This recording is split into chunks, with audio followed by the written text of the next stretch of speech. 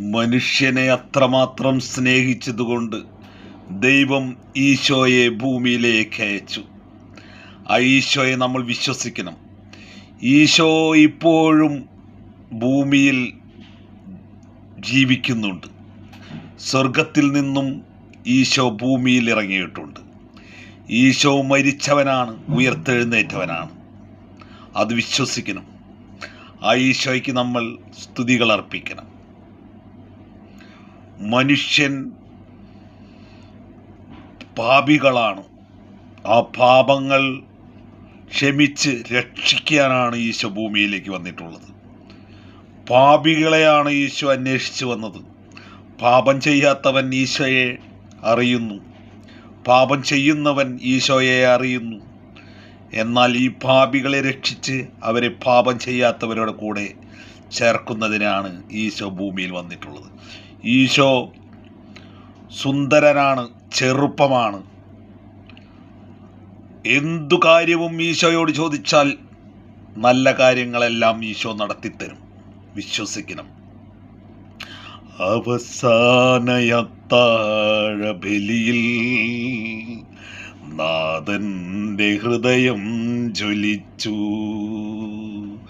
അവസാനയത്താഴ ബലിയിൽ നാഥന്റെ ഹൃദയം ജ്വലിച്ചു. അവസാനമത്താഴ ബലിയിൽ നാഥന്റെ ഹൃദയം ജ്വലിച്ചു. പിരിയാതെ പ്രിയരിൽ വസിക്കാനീശോ സ്നേഹത്തിൻ കൂദാശയായി. അവസാനമത്താഴ ബലിയിൽ നാഥന്റെ ഹൃദയം ജ്വലിച്ചു. പിരിയാതെ പ്രിയരിൽ വസിക്കാനീശോ സ്നേഹത്തിൻ കൂദാശയായി. അവസാന നാളോളമൽത്താര ബലിയിൽ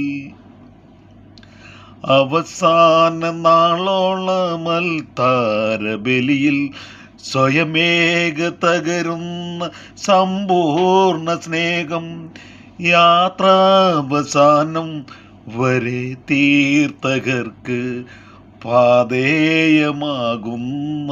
ഈശോന്റെ സ്നേഹം. അവസാനമത്താഴ ബലിയിൽ നാഥന്റെ ഹൃദയം ജ്വലിച്ചു.